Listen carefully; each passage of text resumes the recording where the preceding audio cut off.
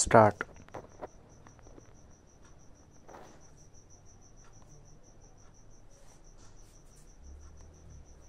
Para. India is faced today with one of the most critical economic situations.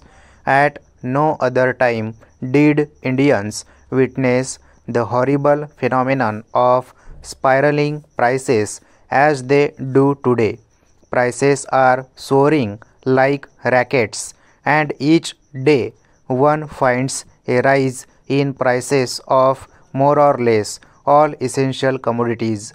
Inflationary pressures are doing plenty of mischief, and the people of middle class families are finding it a task to make both ends meet. In a developing economy, prices usually display an upward trend, but if prices keep rising persistently, they cause great hardship to the people. They spare neither the rich nor the poor, neither the producers nor the consumer.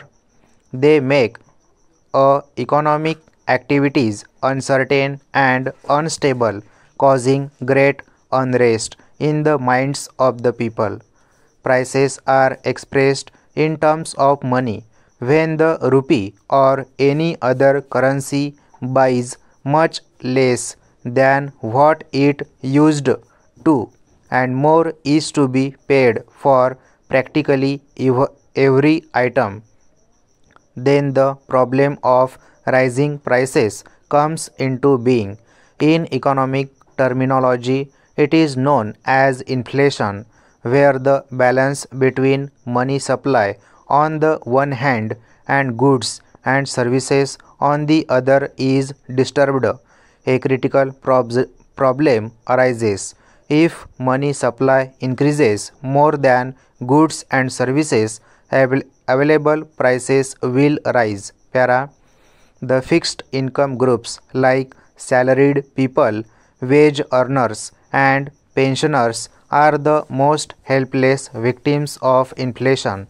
As prices rise, their real income gets eroded. The additional dearness allowance which the government sanction from time to time proves of no use to them because their purchasing power actually goes down. Inflation induces businessmen to invest their money in non productive assets like gold and land, whose real worth is not affected by rising prices. High prices also adversely affect the exports of the country and distort the balance of foreign trade. Para. In a developing economy, a certain rise in prices is inevitable for at least three major reasons. First, the programs of economic development generate larger employment and money incomes, and these increase the demand for basic consumer goods and services. The new incomes are not proportionately reflected in saving because a majority of the beneficiaries have to spend most of the additional money they get on satisfying unfulfilled needs.